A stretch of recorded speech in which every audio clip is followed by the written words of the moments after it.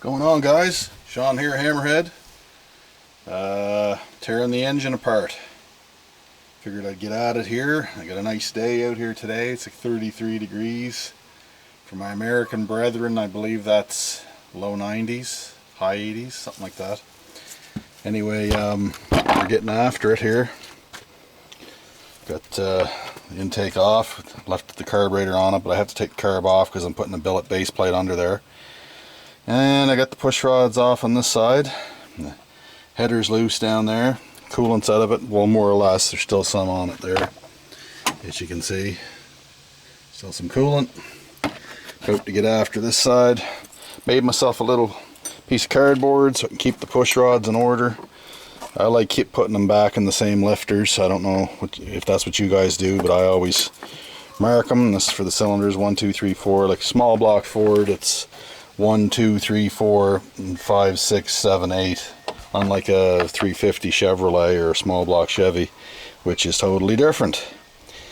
But anyway, yeah, just tuck my alternator down here out of the way and got the serpentine belt off it and the hose on it, and I even marked for my distributor where it comes out. I put her on number 1 TDC compression down there in the balancer. You can probably see that it's right on TDC down there. Let's see if I can zoom in. Yep, TDC.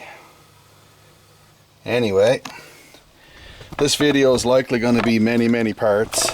I'll probably get a video when the heads are off and I'm cleaning and prepping, and when I get the new ones on. And I'm not putting them both on at once because I have to clay the piston and I have to check the piston to valve clearance on this setup. Anytime you change a head where you don't know, there's a lot of unknown variables, always a good idea to check piston to valve clearance. Also, I don't know whether these push rods are going to be the right length or not, so when I do the piston to valve measurement, you have to put your rockers on these two, the intake and the exhaust, on number 1. You got to rotate the engine 2 complete revolutions. So at that point, I'll put some Dicom right up on the valve tips here, and I'll check with these new rockers. I'll check to see where they're hitting. That'll tell me whether I need longer or shorter push rods. I also have an adjustable push rod from Crane Cams so that I can stick it in there and get a measurement that way. Because that's one thing you do not want to screw up. You want to get the best rocker arm geometry that you can possibly get. Otherwise you're going to be tearing the engine down to do valve guides all the time, and that's no damn fun, is it?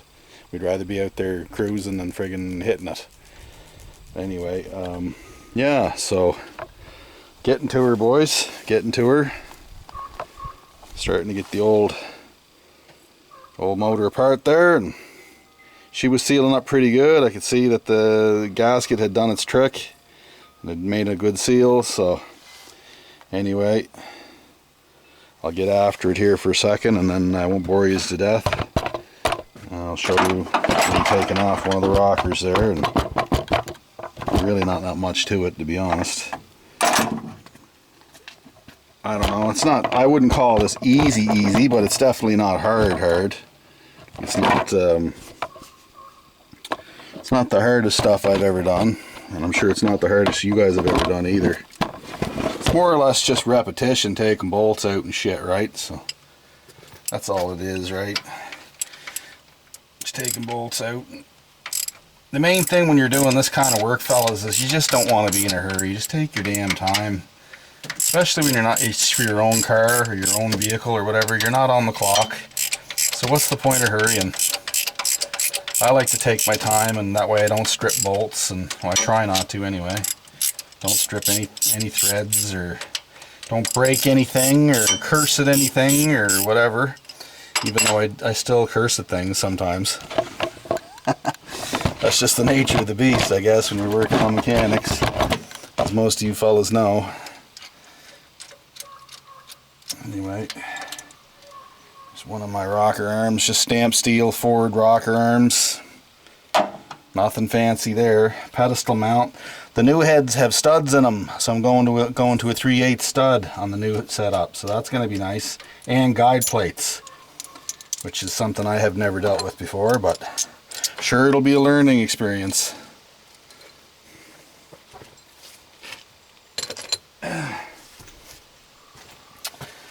And Yeah.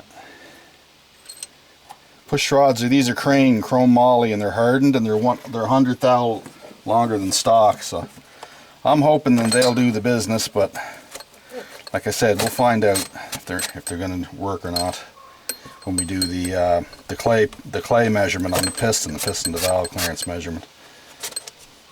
But anyway,